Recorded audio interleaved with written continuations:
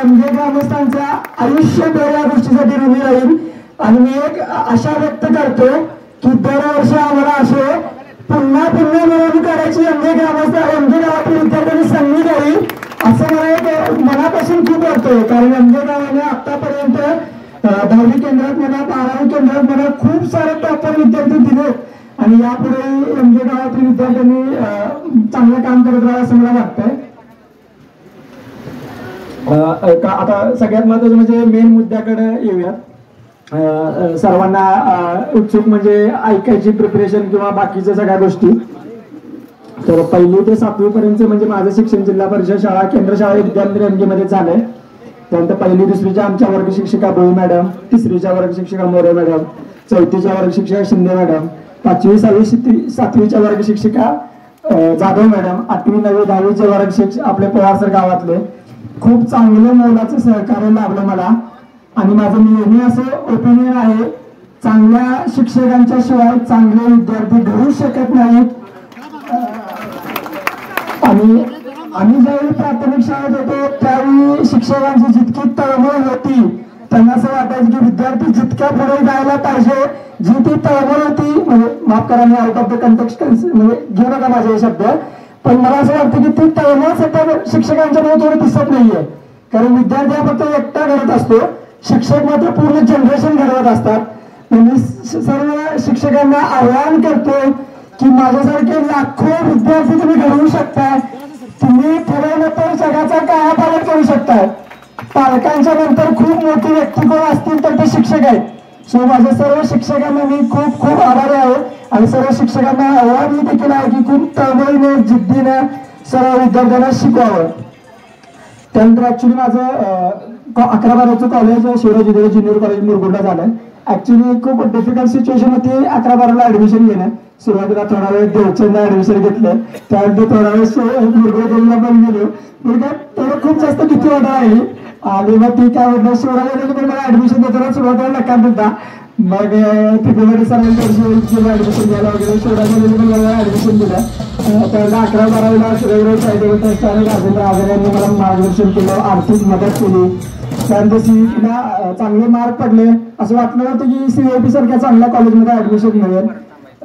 महत्वाचा मुद्दा हाच की सीईटी सारख्या नामांकित कॉलेजमध्येच हे एक्सपोजर भेटते. सर्व विद्यार्थ्यांना मी आव्हान करतो की सर्वांनी म्हणजे बघा म्हणजे माझं ओपिनियन व्यक्त करतो सर्वांनी 11वी-12वी सायन्सच करावं. सायन्स इतकी तुमची पर्सनॅलिटी डेव्हलप करते त्या प्रमाणात आर्ट्स किंवा कॉमर्स करत नाही असं माझं वैयक्तिक ओपिनियन आहे. आउट ऑफ कंटेक्स्ट म्हणजे घेऊ नका या गोष्टी. आणि सगळ्यात महत्त्वाचं म्हणजे कॉलेजमध्ये ऍडमिशन झालं आणि कॉलेजमध्ये असताना मला फाउंडेशन ऑफ एक्सलन्स आणि काउन्सिल ऑफ इंडिया यांनी 2 CSR थ्रू वार्षिक 40,000 प्रत्येकी 40,000 स्कॉलरशिप तयार केली. स्कॉलरशिप देत असतानाच मी सुद्धा स्कॉलरशिप सेक्शन मध्ये कॉलेजच्या कमवा आणि शिकाऊ योजनेमध्ये एका तासाला 60 रुपये मला देत असायचे मी काम करत होतो त्यावेळी. सो जितकं जवळ तितकं काम करायचं होतं आणि 2 नाश्त्याचा वगैरे पण खर्च काढायचा होता आपल्याला. सो त्या गोष्टी केल्या. तर नेम मिळाले आमच्या कॉलेजमध्ये भेटलो काय मग अक्षयची ओळख झाली. अक्षय आमच्या कॉलेजमध्ये माहिती असेल सिनियर आहे तर आता अक्षयच म्हणतो त्याला आणि म्हणजे काय अक्षय म्हणतो आता तेव्हा ठीक आहे. आणि अक्षय माझा ऑर्गनायझर होता ऍक्च्युली काळात कॉलेजचा म्हणजे रेटिंग शिकवायचा आम्हाला सिनियर होता पण ऑर्गनायझरचं रूपांतर मैत्रीत झालं. मैत्रीचं रूपांतर भावामध्ये झालं. सख्या भावासारखं मला वागणूक दिली. मी माझे पेपर वगैरे व्हायचं तेव्हा अक्षय आणि वहिनी माझ्यासोबत जेवायला वगैरे यायचं कारण म्हणजे युपीएससीच्या प्रिपरेशन जर्नीमध्ये थोडा एकटाच प्रवास असतो कारण जगण्याच्या सक्सेस मेनी फादर्स बट स्ट्रगलला कोणी जवळ करत नसतो ऍक्च्युली. सो माझं सगळ्यांना आव्हान हेच आहे की जे विद्यार्थी झगडत आहेत त्यांना समाजाने उचलून घेतलं पाहिजे. म्हणजे जसं म्हणजे भरपूर शिक्षकांनी काहीतरी आवाहन केलं असं मला वाटतं. म्हणजे कोणता मला ऍक्च्युली फोन केला होता मला ते बाळामध्ये मॅडम काही कोणी फोन केला होता माहित नाही.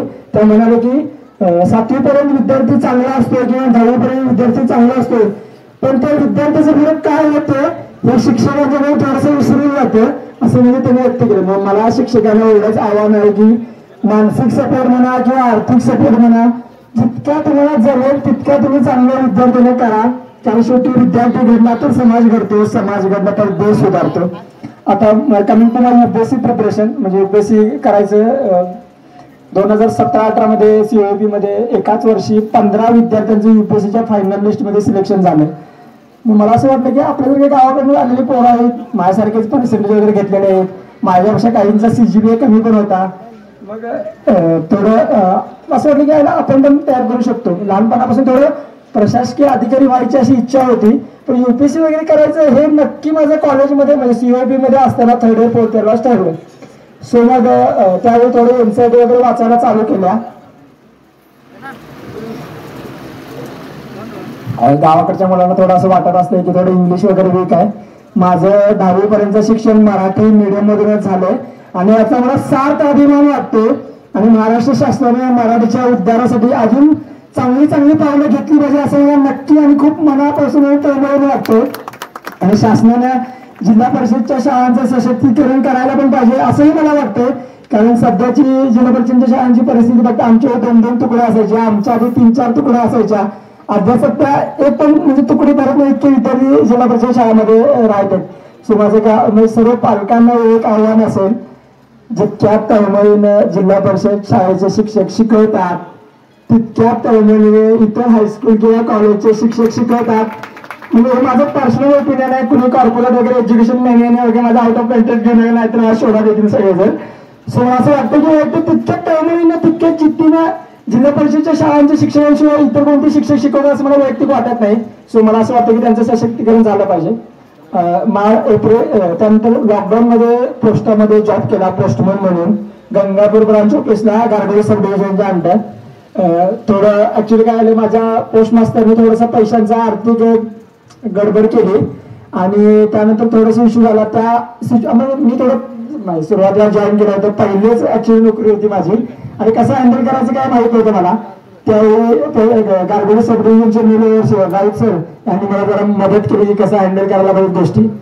त्यामुळे एप्रिल 2021 मध्ये UPSC साठी क्लास जॉईन करायचा माझा निर्णय होता. क्लास जॉईन करण्याचा माझा मेन हेतू हाच होता की आयुष्यामध्ये 2-3 वर्ष प्रिपरेशन केल्यानंतर असं रिग्रेट नाही झालं पाहिजे की यार क्लास लावला असता बरं झालं असतं, तो चांगलं प्रिपरेशन करू शकलो असतो.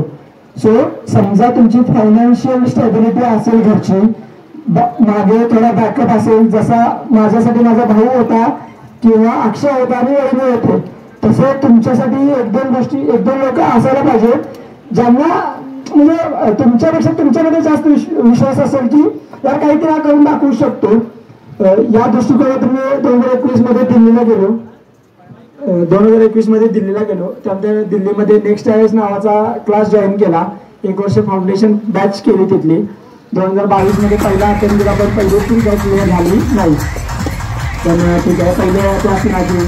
आणि माझ्या नेहमी ओपिनियन आहे की आवडत्या पोरांना जरा 3-4 अटेम्प्ट लागतात प्रिपरेशन करायसाठी. सो पुन्हा त्या पिरियडमध्ये 6 महिने दिल्लीमध्येच राहिलो. दिल्लीमध्येची परिस्थिती म्हणजे खूप खराब परिस्थिती ऍक्च्युली. खूप जास्त गरमी आणि खूप जास्त थंडी. ऍक्च्युली लाईट बिल येऊ नये म्हणून आम्ही AC लावायचं नाही, कारण अरविंद केजरीवालच्या कृपेने आम्हाला 200-300 युनिट फ्री इलेक्ट्रिसिटी मिळायची. सो 300 पेक्षा जास्त बिल झालं की खूप जास्त बिल यायचं, तेव्हा आम्ही AC लावायचं नाही. सो मग ते थोडं झालं.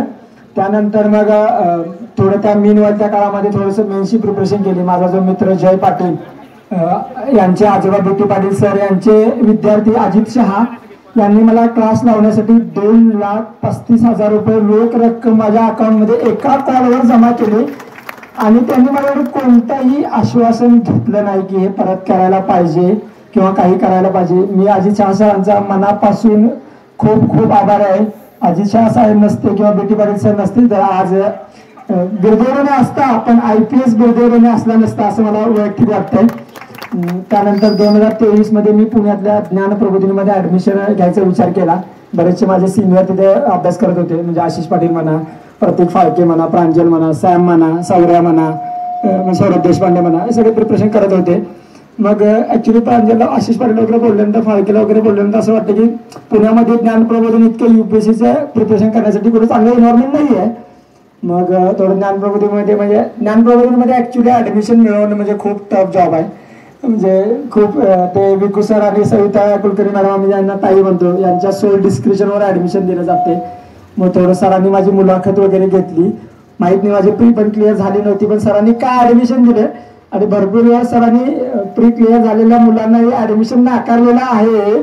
सो त्यातच मला ऍडमिशन दिलं, मला याचं आश्चर्य झालं. भरपूर पोरं मला पण विचारायचं, साला तू कसं काय ऍडमिशन दिला, आम्हाला ऍडमिशन द्यायला. आता काय माहिती विकू सरांनी माझ्यामध्ये काय बघितलं होतं त्या काळात. 2023 मध्ये परत दुसरा अटेम्प्ट दिला. जे 2022च्या अटेम्प्ट मध्ये माझ्याकडून PYQचं अनालिसिस राहिलं होतं ते चांगल्या प्रकारे केलं. SFG म्हणजे फोरमायाची SFGची लेवल 1 टेस्ट सिरीज कंप्लीट केली. त्यानंतर मॉक दिल्या 4-5 क्लासेसच्या, म्हणजे व्हिजन म्हणा, फोरम म्हणा, नेक्स्ट IS म्हणा, किंवा अजून थोडं फोरम म्हणा, व्हिजन म्हणा, वाजरा म्हणा, नेक्स्ट IS म्हणा, त्यांच्या मॉक वगैरे टेस्ट दिल्या. 2023ला मॉकला वगैरे चांगला स्कोर यायचा. त्यानंतर 2023च्या प्रीमध्ये सिव्हिल सर्व्हिसेसची प्री पण निघाली आणि फॉरेस्ट सर्व्हिसेसची पण प्री निघाली. पण मीनवाईल मला ऑगस्टमध्ये डेंग्यू झाला. या सर्व काळामध्ये माझे आरोग्यासाठीचे फर्स्ट रिस्पॉन्डर म्हणजे भारत डॉक्टर असायचे.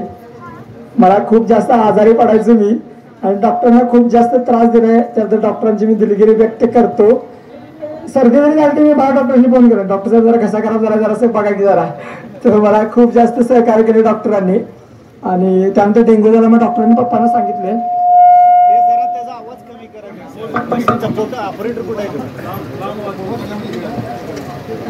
त्यानंतर डॉक्टरांनी सांगितलं की गावाकडे या, रामशेठ डॉक्टरांच्याकडे ऍडमिट झालो. 2023ची मेन्स दिली CSCची सप्टेंबरमध्ये. नोव्हेंबरमध्ये फॉरेस्टची मेन्स नागपूरला दिली. CSCची मेन्स होईल का नाही याची मला काही गॅरंटी नव्हतीच, झालीच राहील, म्हणजे पास झालोच नाही. 30-35 मार्कांनी माझी मेन्स राहिली. पण फॉरेस्टची मेन्स क्लिअर होईल म्हणजे मला अशी आशा होती. माझे खूप चांगला मित्र निशांत आणि अक्षय वळे याची मेन्स क्लिअर झाली होती. खूप जास्त वाईट वाटलं ते 15 दिवस, खूप जास्त डिप्रेशनमध्ये गेलो. कारण वाटलं होतं की लीड राहू दे पण ॲटलिस्ट इंटरव्ह्यूचा तर कॉल येईल असं वाटलं होतं मला वैयक्तिक, पण आलं नाही. ॲक्च्युली खूप वाईट वाटलं मला. पण मग त्यानंतर निशांतने वगैरे सांगितलं की मग पुन्हा एकदा 2024च्या प्रिलिमची तयारी केली. प्रीचा रिझल्ट लागल्यानंतर ॲक्च्युली मला आनंद होण्यापेक्षा जास्त वाईट वाटलं होतं. कारण CSCची प्री निघाली होती आणि फॉरेस्टची प्री निघाली नव्हती. तर मला वाटते खराब सरांनी मला शिवा दिल्या होत्या, साल्या माझी प्री नाही निघाली, रडा लागलायस तू, आणि तुझी प्री निघून पण तू रडा लागलायस, म्हणून मला शिवा दिल्या होत्या.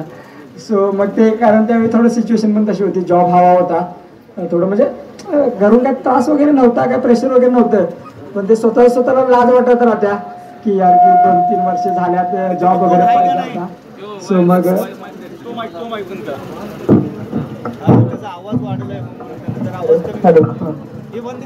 सो मग जॉब वगैरे पाहिजे असं मला वाटत होतं नक्की. मग मीनवाईल मी CGLच्या वगैरे प्रीसाठी वगैरे फॉर्म भरला होता. CAPFची मेन्स माझी 2024ची प्री निघाली. सप्टेंबरमध्ये प्री दिली. पुन्हा एकदा मला ऑगस्टमध्ये डेंग्यू झाला. मागच्या वर्षी माझे 15 दिवस गेले होते, नशिबाने डेंग्यू झाला होता पण यावेळी मला 6 दिवसच गेले माझे. ठीक आहे, म्हणजे चांगलं झालं म्हणायचं. मग GSC पेपर देऊन आल्यानंतर मला असं वाटतं की ठीक आहे यावर्षी तर इंटरव्ह्यूचा कॉल येतोय. ऑप्शनलचा पेपर 1 माझा स्ट्रॉंग पॉईंट होता, तो पण गेला, चांगला कव्हर केला होता. मागच्या वर्षीपेक्षा बेटर रिप्रेझेंटेशन केलं होतं. ऑप्शनलचा पेपर 2 लिहिला आणि माझी जी उत्सुकता होती की यावर्षी इंटरव्ह्यूचा कॉल येणार होती सगळीच निघून गेली. कारण पेपर इतका रंडम मला आणि मला ॲक्च्युली कळालंच नाही की आता काय करायला पाहिजे, खूपच हिरमोड झाला. मग तरी ठीक आहे म्हटलं. CAPFची प्री दिली ऑगस्टमध्ये. CAPFची प्री निघाली, मेन्स म्हणजे प्री अँड मेन्स एकाच दिवशी असत्या. ऑक्टोबर-नोव्हेंबरमध्ये CAPFचं फिजिकल झालं, मेडिकल झालं. त्यानंतर डिसेंबरमध्ये 9-10 डिसेंबरला CSCचा रिझल्ट लागला. त्या दिवशी आम्ही DY पाटीलमध्ये पप्पांचे किडनी स्टोनचं ऑपरेशन करायच्या हॉस्पिटलमध्येच होतो. म्हणजे असं मला वाटत राहते की तुम्हाला असं वाटतं, म्हणजे हे माझं पर्सनल ओपिनियन आहे, तुम्हाला ज्या ज्यावेळी वाटेल की आयुष्यातले सगळे मार्ग आता संपत आलेले आहेत, मला वाटतं की देव त्याच क्षणी तुमच्या वाट्याला यश घालत असतो. सो आशा सोडली नाही पाहिजे, होप्स कायम राखले पाहिजे, कारण होपच्या त्या दोऱ्यावरच जग अवलंबून आहे आणि जग टिकलेलं आहे. 20 डिसेंबरला इंटरव्ह्यूचं शेड्यूल आलं आणि मला असं कळालं की माझा इंटरव्ह्यू 20 जानेवारीला आहे. मग सगळ्यात म्हणजे जराशी फाटली, कारण 1 महिन्यामध्ये UPSCच्या इंटरव्ह्यूची तयारी करणं म्हणजे खूप, त्यावेळी आपल्याला जर काय माहीत नसतं ॲक्च्युली. मग निशांत ॲक्च्युली माझा कॉन्स्टंट टच होता. निशांतने ऑलरेडी 2 इंटरव्ह्यू दिल्यात, कोमलनं पण 2 इंटरव्ह्यू दिल्यात. सगळ्यात महत्त्वाचं म्हणजे मेन्सची प्रिपरेशन करताना मी, निशांत आणि कोमल फडतरे म्हणून माझी बारामतीची मैत्रीण आहे, तिघांनी आम्ही खूप चांगला अभ्यास केला होता. मेन्सचा रिझल्ट लागल्यावर मला असं वाटलं होतं की कोमलचं होईल, माझं माहीत नाही, पण कोमलचं तरी शुअर शॉट होईल असं वाटलं होतं. आणि देखील तिचं झालं नाही. खूप वाईट वाटलं मला, कारण तिचं ॲक्च्युली ते तिचं असं असायचं की आम्ही थोडं निष्काळजीपणा करायचो आन्सर रायटिंग करताना. कोमलचं असायचं की तिला पूर्ण झालं की पेपर लिहायची, मग आमच्यावर थोडं प्रेशर यायचं. आयला कोमलला 2-3 पेपर लिहिला, आपण एक तर पेपर लिहूया. मग तिच्या निमित्ताने थोडं पेपर तरी लिहिला आम्ही. मग पण मग ते झालं की मग नंतर माझ्या इंटरव्ह्यूच्या गायडन्ससाठी कोमल आणि निशांतने खूप चांगली मला मदत केली. आपल्या गावाकडच्या मुलांना ॲक्च्युली म्हणजे ड्रेस कोणता घालायचा, ब्लेझर कोणते घ्यायचे याबद्दल काही थोडी कल्पना नसते, कधी काय घातलेलं नसते, काय नसते. युनिक अकॅडमीचे प्रवीण चव्हाण सर यांच्याकडे गेलो मी, त्या दिवशी नाईट पॅन्टवरच भेटायला गेलो.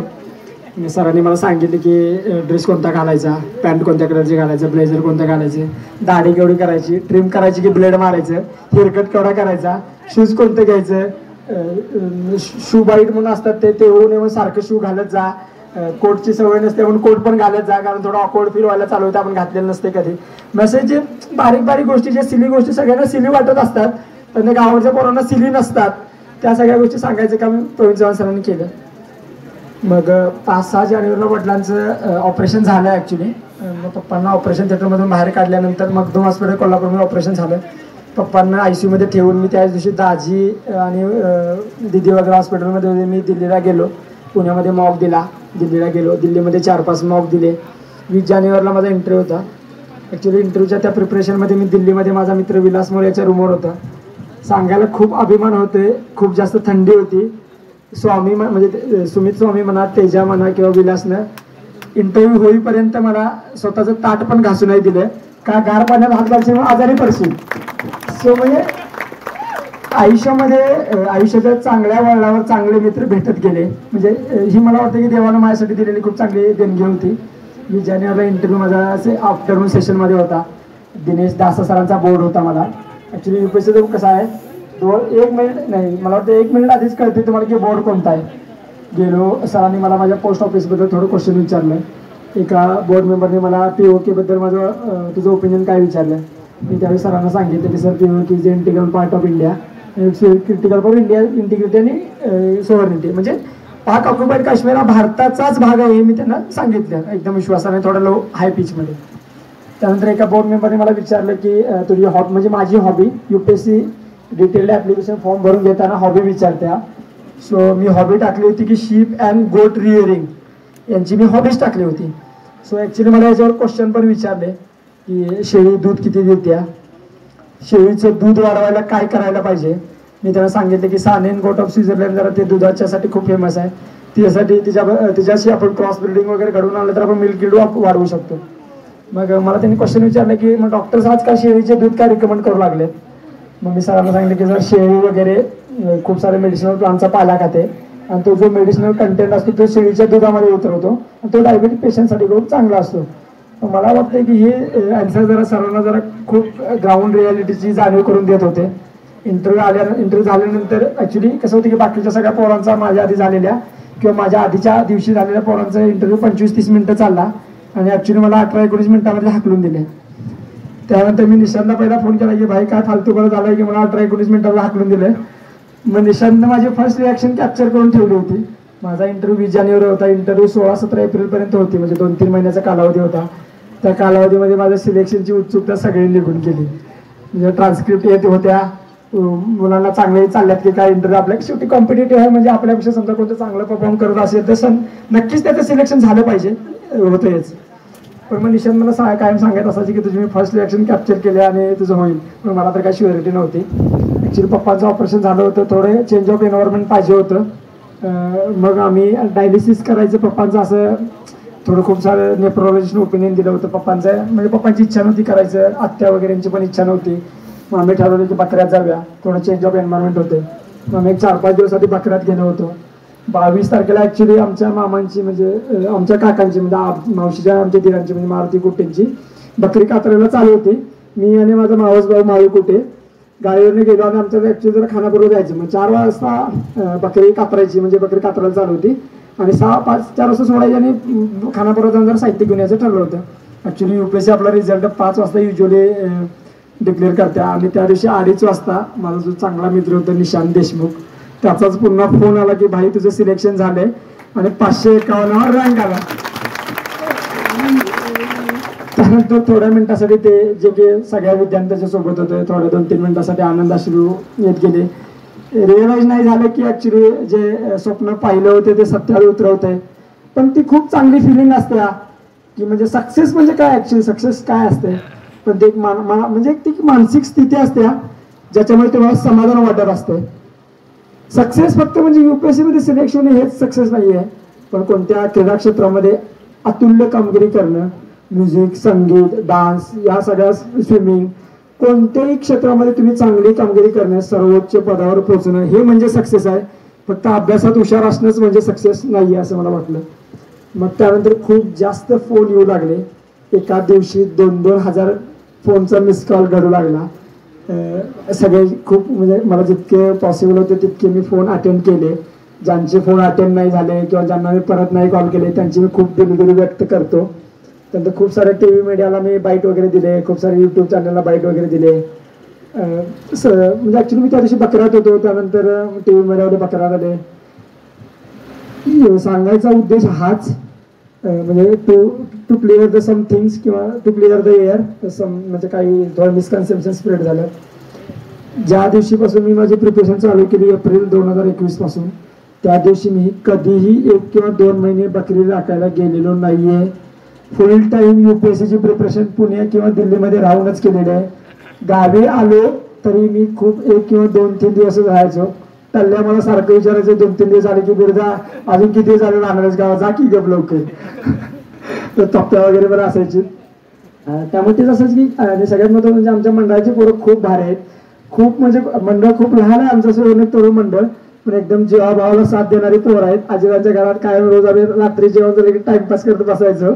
आजीबाईंचं घर म्हणजे आमच्या मंडळाचं घर असं झालं ॲक्च्युली. आणि मग तसं झालं. आणि हे म्हणजे सांगायचे उद्देश, फुल टाइम कधी मी म्हणजे फुल टाइम बकरी राखलेली नाही आहे, फुल टाइम UPSCची प्रिपरेशन केलेलं आहे. प्रिपरेशन करण्यामागं म्हणजे 10वीला 96% मार्क आहेत, 12वीला 91% मार्क पडलेले आहेत. UPSCच्या प्रिपरेशनचा अभ्यास म्हणजे रेग्युलर 6 ते 8 तास अभ्यास व्हायचा माझा रेग्युलरली. माझं नेहमी फोकस असायचं की म्हणजे एका दिवशी 10 तास वगैरे किंवा 15 तास वगैरे, म्हणजे टू बी ऑनेस्ट 15 तास किंवा 16 तास कधीच अभ्यास केला नाहीये मी, हे ठामपणाने सांगतो. आणि याची सत्यता जर तुम्हाला पडताळून पाहिजे असेल तर माझ्या कोणत्याही लायब्ररीतल्या मित्राला विचारू शकताय तुम्ही माझ्या माघारी. सो तर अभ्यास करण्यासाठी एक चांगलं ॲप शोधून काढलं होतं माझ्या मित्रांना, आदित्य नवाळेनं. YPT म्हणून एक प्ले स्टोरवर ॲप आहे, तळेकर वगैरे आम्ही सगळ्यांनी एक 10-15 लोकांचा ग्रुप बनवला होता. आणि अभ्यासाला बसलं की ते YPT चालू करायचो, म्हणजे ते आपलं बाकीचे ॲप वापरू देत नव्हते आम्हाला, टाइमपास व्हायचं नाही मोबाईलवर. मग समजा नवाळे सकाळी 6ला आला आणि मी 9ला गेलो तर मग तिथे दिसायची की आयला नवाळे 2-3 तास जास्त अभ्यास केला वाटणार, आपल्याला जास्त बसायला लागते वाटतात. ही थोडी हेल्दी कॉम्पिटिशन होत गेली ॲक्च्युली. म्हणजे कॉम्पिटिशन असायला पाहिजे पण हेल्दी असायला पाहिजे, एकमेकांना खूप सपोर्ट पण करायचो. सांगायचं तात्पर्य हेच की माझ्या यशाचं श्रेय माझ्या आयुष्यातले चांगले शिक्षक भेटत गेले. आयुष्याच्या प्रत्येक वळणावर त्यांनी चांगलं मार्गदर्शन केले. माझ्या आई वडिलांनी मला कधीच सांगितलं नव्हतं की UPSCची प्रिपरेशन कर. आई तर मला नेहमी म्हणायची की तू स्वतःहून ओढवून घेतलेलं संकट आहेस, बघ करायचं नाही करायचं तुझं तो ठरव. कारण आई माझी काही शाळा शिकलेली नाही आहे, पण मला असं नेहमी वाटतंय साक्षरता आणि शहाणपण याचं रिलेशन आहे का नाही माहीत नाही, पण माझ्या आईच्या बाबतीत तर अजिबातच नाही असं मला 100% आणि ठामपणे वाटतंय. कारण खूप शहाणपणाचे सल्ले तिने दिलेत मला. वडिलांचा स्वभाव जरा खूपच रागीट आहे, खूप जास्त मार पण खाल्लाय. दादा आणि मी आणि दिदीने पण खूप जास्त मार खाल्लाय. त्यानंतर या आयुष्याच्या वळणावर खूप जास्त ज्याने सॅक्रिफाईस केलं तो माझा दादा, ज्याला PSI बनायचं होतं पण त्यांची आर्थिक परिस्थिती खूप खराब होती म्हणून कपड्याच्या दुकानात पण काम केलं, त्यानंतर हॉटेलमध्ये म्हणून पण काम केलं त्याने का घरी पैसे कसं मागायचं म्हणून. सो मी दादाचं आयुष्यभर ऋणी नाही आणि आमचा भावाभावांचा हा बॉन्ड असंच कायम चांगला राहू दे अशी म्हणजे देवाकडे अपेक्षा आहे. त्यानंतर माझा मित्र अक्षय सोळंकर, हा अक्षयकडे सांगायचं तेवढं थोडं ॲक्च्युली. कारण काही संबंध नसलेल्या एखादा व्यक्ती तुम्हाला आर्थिक मदत करते या काळामध्ये खूप डिफिकल्ट असतं. आजकाल 1 रुपये कोण कोणाला देत नाही, दिला तरी तो कधी देणारच विचारतोय. 4, 5, 6,000 अक्षर पाठवलेलं असलं तरी वहिनी अक्षर न सांगता मला पैसे पाठवायच्या. वहिनींच्या कधी फ्लॅटवर गेलो सांगवीला तर येताना डबा करून द्यायच्या. कपडे धुतलेले नसते तर कपडे घेऊन या सांगायच्या. कपडे धुवायच्या. सख्या दिव्यापेक्षा चांगली वागणूक मला दिली. वहिनीचा मी कायम आयुष्यभर ऋणी राहील. अशाच वहिनी सर्वांना भेटो असं मला वाटते. त्यानंतर अभ्यासाबद्दल थोडंसं सांगतो जे की खूप महत्त्वाचं आहे असं मला वाटतं. 5वीला नवोदयचं सिलेक्शन झालं नाही, खूप वाईट वाटलं. सौर्याचं आणि कृष्णाचं सिलेक्शन झालं आणि आपलं झालं नाही, या गोष्टीबद्दल खूप वाईट वाटलं मला. त्यांचं पण झालं ठीक आहे, पण माझं पण व्हायला पाहिजे होतं असं मला वाटत होतं. झालं नाही, एक प्रकारे चांगलं झालं. तेच एक म्हणजे मनामध्ये बोचणं राहिलं की आयुष्यात नवोदयचं सिलेक्शन झालं नाही. त्याची उणीव म्हणून NMMSला 8वीला सिलेक्शन झालं. NMMSला जे पैसे मला मिळाले तेच मी कॉलेजच्या पहिल्या वर्षाची हॉस्टेलची फी भरायसाठी वापरलं. 10वीला 96% मार्क पडले. मला वाटते जय महाराष्ट्र विद्यालयाचे म्हणजे मी माझ्यापर्यंत, त्यानंतर तर खूप जास्त मार्क पडले, पण तोपर्यंत मी जय महाराष्ट्र विद्यालयाचा टॉपर होतो. 96% चांगले मार्क पडले होते. त्या वर्षी राजेंद्र दर्डांचं लेटर पण आलं होतं मला की खूप चांगलं काम केलं म्हणून. पवार सरांनी मला ॲक्च्युअल ओरिजिनल पत्र पण दिलं नाही आणि मला त्याची झेरॉक्स कॉपी दिली. त्यावेळी मला खूप सरांवर असं थोडासा राग आला होता, पण ठीक आहे. सरांनी मला सांगितलं की शाळेसाठी पत्र आले, पण ठीक आहे, ॲक्सेप्टेड टोटल. त्यानंतर अभ्यासाबद्दल थोडंसं बोलूया. UPSCच्या दिनक्रम माझा सकाळी 7:30, 8 किंवा 8:30 वाजता उठायचो. कधी 7:30ला उठायचो, कधी 9 वाजेपर्यंत पण झोपलोय. म्हणायचा उद्देश की एक दिवसामध्ये तूप खाल्ल्यानंतर रूप अजिबात येत नाही, थोडंसं झगडावं लागतंच. आणि ही जर्नी काही 1-2 दिवसामध्ये संपणारी नव्हती की मी एका दिवशी 16 तास अभ्यास करून की हे सक्सेस मिळू शकत नव्हतो. सो म्हणजे काय, consistency is the key to the success असं मला वाटतंय. थेंबे थेंबे तळे साचे. रोज थोडा अभ्यास केला तर त्याचा समुद्र बनतोय. रोज 6 ते 8 तास अभ्यास व्हायचा. कधी कधी असं व्हायचं की यूट्यूबवर रात्री व्हिडिओ बघताना टाइमपास पण व्हायचा. मेनच्या दरम्यान यूट्यूबवर टाइमपास होऊ नये म्हणून माझा चांगला मित्र सतपाल गोडसे लायब्ररीतून जाताना माझा मोबाईल काढून घ्यायचा. कारण गेले की रूमवर टाइमपास करत बसणार यूट्यूबवर, त्यापेक्षा लायब्ररी सकाळी 6 वाजता लवकर झक मारत येते म्हणून मोबाईल काढून घ्यायचा. या काळामध्ये सोशल मीडियापासून खूप डिटेल्स झालो. आजच्या तरुणांना सांगितलेलं हे आवडणार नाही माझी गोष्ट, पण खूप माझ्या बॉटम ऑफ द हार्ट पासून सांगतोय. सोशल मीडिया एक मायाजाल आहे. जितका टाइम त्यावर तुम्ही स्पेंड कराल तुम्हाला नेहमी असं वाटत राहील की अजून थोडा टाइम स्पेंड करायला पाहिजे. आयुष्याच्या झगडत्याल्या काळामध्ये सोशल मीडियापासून थोडंसं डिटॅच राहा. मी अजिबात म्हणणार नाही की माणूस म्हणून जगायचं सोडून द्या. माझं इंस्टाला पण अकाउंट आहे, व्हॉट्सअप पण वापरत होतो, पण ज्यावेळी माझी प्री अभ्यास असायचा किंवा मेन्सची माझी परीक्षा असायचा त्यावेळी मी ॲप अनइन्स्टॉल केलेले आहेत. माझे मित्र पण याला साक्षी आहेत. मग रेग्युलर 6 ते 8 तास अभ्यास व्हायचा. UPSCची मेन्स दिली सप्टेंबर 2023 मध्ये आणि परत पुण्याला 6 दिवसाचा गॅप असतोय ऑप्शनलचे पेपर द्यायसाठी. त्या काळामध्ये माझा मात्र 10 ते 11 तास अभ्यास झाला प्रामाणिकपणे, कारण ऑप्शनलचे 500 मार्काचा पेपर 6 दिवसामध्ये कव्हर करायचा होता. सो करायलाच पाहिजे होता. मग 4 मोलाचे सल्ले की माझ्या विद्यार्थ्यांना. मी जो घडलो की जे माझे कल्चर कॅपिटल होते ते माझे मित्रच होते. सो नेहमी चांगल्या मित्रांची संगत ठेवा. व्यसनापासून लांब राहा. गावामध्ये खूप व्यसनाचं प्रमाण वाढले. लहान 7वी 8वीची मुलं तंबाखू खाऊ लागलेत, मावा खाऊ लागलेत. मुरगुडमध्ये पण माव्याचं खूप प्रमाण वाढलंय. मला वाटतं की शासनाने यावर थोडं चांगलं लक्ष दिलं पाहिजे. यावर थोडंफार काहीतरी शासनाची जे काही ऑफिशियल पॉलिसी असेल त्यानुसार निर्णय घ्यायला पाहिजे शासनानं. त्यानंतर व्यसनापासून लांब राहा. माझे मित्र व्यसनाधीन नव्हते म्हणून मी पण व्यसनाच्या आहारी कधी गेलो नाही. सो मित्र असाल तर तुम्ही पण घडताय. सो चांगले मित्र नेहमी ठेवा, कारण तेच तुम्हाला आयुष्याची दिशा देत असतात आणि किंवा दशाही करत असतात तुमची. त्यानंतर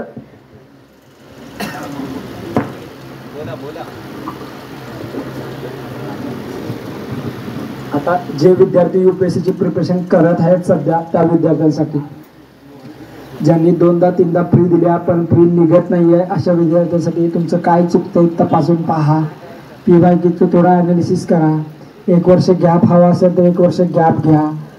2 अटेम्प्ट दिल्यानंतर स्वतःची लायकी समजत्या की आपण क्रॅक करू शकतोय का नाही. त्या लायकीनुसार तुम्ही मी थोडं खूप स्ट्रॉंग वर्ड्स वापरतोय पण ठीक आहे, ही माझी जबाबदारी आहे. कारण पुण्यामध्ये प्रिपरेशन करणाऱ्या विद्यार्थ्यांची म्हणजे मी ज्यावेळी ॲस्पायरंट असतो त्यावेळी सगळ्यांना असं वाटायचं असतं की सद्यस्थितीची परिस्थिती कोणी जाणीव करून देत नाही. खूप लोंढेच्या लोंढे पुण्यामध्ये UPSC किंवा MPSCची प्रिपरेशन करण्यासाठी येत आहेत, खास करून मराठवाडा किंवा विदर्भ भागातले. त्या सगळ्या विद्यार्थ्यांना मी एकच सांगू शकतो की घरच्या परिस्थितीची जाणीव असू दे, 1-2 अटेम्प्ट नंतर होत नसेल तर सोडून द्या, काही कमीपणा नाही आहे. खाईन तर तुपाशी नाही तर उपाशी असं अजिबात राहू नका. घरची आर्थिक परिस्थिती याची जाणीव राहू दे. जर कोणी फायनान्शियल असेल मग करण्यात काही अर्थ नाही. आणि जे लहान विद्यार्थी आहेत माझे बांधव 7वी 8वीला आहेत किंवा 11वी 12वीला आहेत त्यांना एवढं सांगेल की 11वी 12वीला चांगल्या कॉलेजमध्ये ॲडमिशन मिळवण्यासाठी प्रयत्न करा.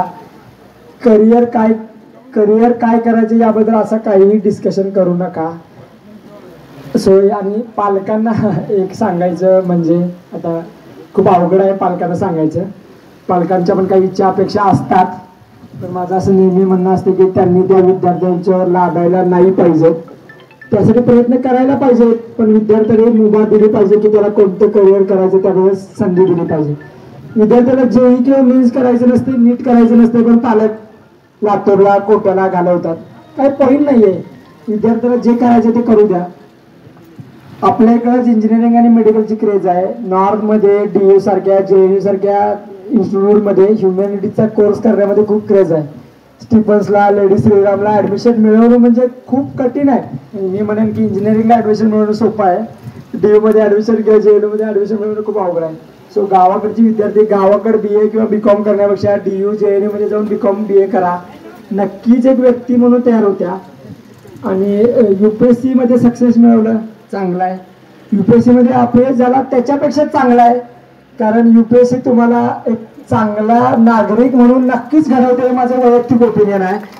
सो माझं मनापासून सगळ्या कंडिशनचा विचार करता मी म्हणेन की तुम्ही आयुष्यात कधी ना कधी एखाद दुसरा अटेम्प्ट UPSCचा द्यावा, असं माझं वैयक्तिक होत आहे. पण बाकीच्या गोष्टींचा सारासार तुम्ही अभ्यास करा असं मला वाटतं.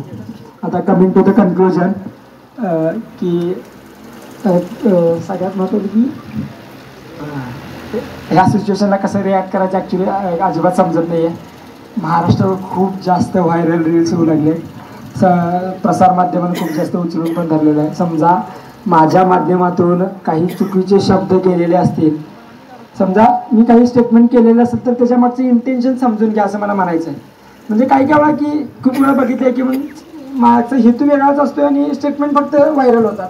सो माझं कळकळीची विनंती आहे की खूप साधा माणूस आहे मी, मला साधेच राहू द्या, कारण साधेपणातच खूप श्रीमंत आहे असं मला नक्की नेहमी वाटत राहत आहे.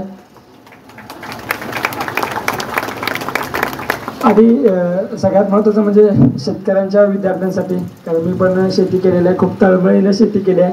पप्पांना खूप वेळा रागावून पण शेती केलेलं आहे, खूप वेळा पाणी पण पाजलेलं आहे शेतात. आई वडील शेतात जातात, तुम्ही टाइमपास करत घरात यूट्यूबवर इंस्टावर रील बघत बसताय. ॲक्च्युली खूप चुकीची गोष्ट आहे.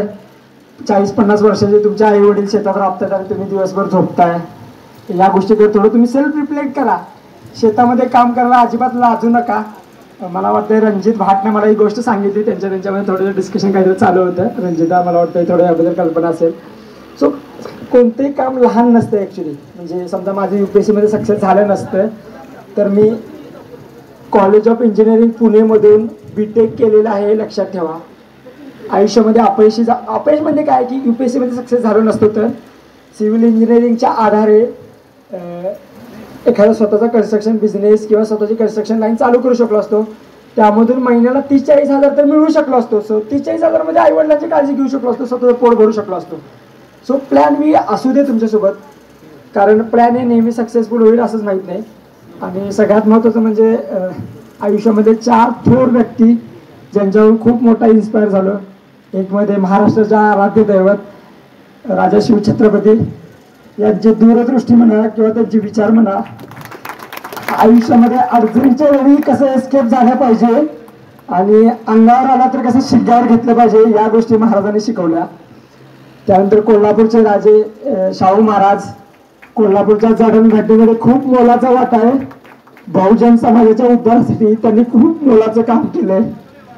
त्यानंतर महात्मा फुले विद्यार्थ्यांच्या शिक्षणासाठी, किंवा मी म्हणेन की फादर ऑफ एज्युकेशन असं म्हणेन मी. त्यानंतर संविधानाचे शिल्पकार डॉक्टर बाबासाहेब आंबेडकर. मला असं वाटतं की कोणत्याही समाजापुरते या त्या व्यक्तींना मर्यादित ठेवू नका. सगळ्यांचे विचार, सगळ्यांचे आचार लक्षात घेतले पाहिजेत. लोकांना काय झाले, म्हणजे माझं खूप ओपिनियन आहे, तुम्हाला राग आला तर चालेल. माझे खूप जास्त मित्र SC कॅटेगरीमधील आहेत. मी करतोय स्टेटमेंट, याची मी फुल जबाबदारी पण घेतोय. SC कॅटेगरीतील माझे मित्र बाबासाहेबांचं पुस्तक वाचलं नसेल पण बाबासाहेबांचं खूप जास्त स्टेटस किंवा सॉंग तयार करतात. ऍक्च्युली बाबासाहेब फोटोमध्ये किंवा सॉंग मध्ये नाही आहेत, बाबासाहेब पुस्तकामध्ये आहेत. पुस्तकं वाचा तुम्ही, त्याशिवाय समाजाचा उद्धार कसा करणार नाही तुम्ही. एक बाबासाहेब घडले, त्यानंतर बाबासाहेब घडलेच नाहीत. आता 100 बाबासाहेब घडायला पाहिजे होते पण नाही घडले का, तर जवळजवळ आपणच आहे. बाबासाहेबांना एका समाजापुरतं मर्यादित ठेवलंय. त्यांचे आचार विचार सगळ्या आकलनात घ्या. समाजामध्ये आरक्षणाचा फायदा दिला, अफर्मेटिव्ह ऍक्शन का दिल्या, कारण सगळी स्टार्टिंग लाईन सेम नाहीये.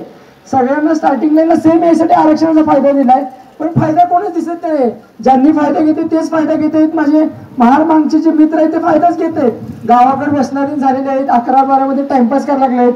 त्यांना म्हणजे खूप कळकळीची विनंती आहे, कारण बहुजन समाजाचा, गोरगरीब मराठा समाजातील गोरगरीब शेतकरीचा मुलगा जर प्रशासनामध्ये आला तर प्रशासन सुधारणार आहे.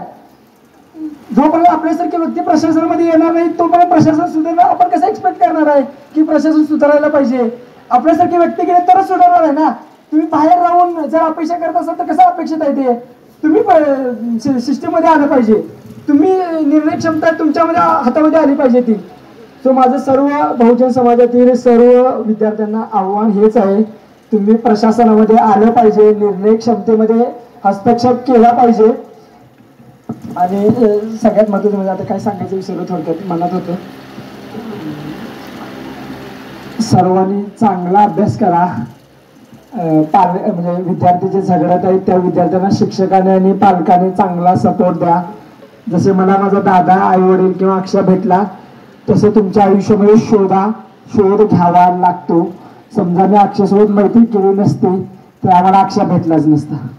म्हणजे मित्र ओळखणं आणि मित्राची पारख करणं ही पण खूप महत्वाची गोष्ट, म्हणजे तुमच्यावर डिपेंड आहे. ऍक्च्युली मला वाटतं खूप जास्त वेळ झालेला आहे आणि इतक्या मोठ्या प्रमाणात म्हणजे सुहासदा म्हणा किंवा गावच्या माझ्या सत्कार समारंभाच्या मॅनेजमेंट कमिटीने खूप जास्त कष्ट घेतलेले आहेत. त्याचं खूप खूप खूप जास्त मनापासून आभार आहे. म्हणजे खूप मला मनापासून आभार वाटते की माझ्यासाठी त्यांनी दिवस रात्र केले आजची स्वागतासाठी. आणि मला असं नेहमी वाटतं की गावासाठी, गावातील विद्यार्थ्यांसाठी दरवर्षी अशी मोठी, यापेक्षाही मोठी मिरवणूक काढायची संधी आणि मी त्या दिवशी उपलब्ध असावं, मी त्या दिवशी आयोजित राहीन अशा मिरवणुकीला. यासाठी सर्व विद्यार्थ्यांनी झगडत राहावं असं मला वाटतंय, कारण गाव सुधारला तर देश सुधारेल, देश सुधारला तर आपण सगळे सुधारल. याबद्दल मी खूप खूप आयुष्यभर ऋणी आहे गावातल्या लोकांचा.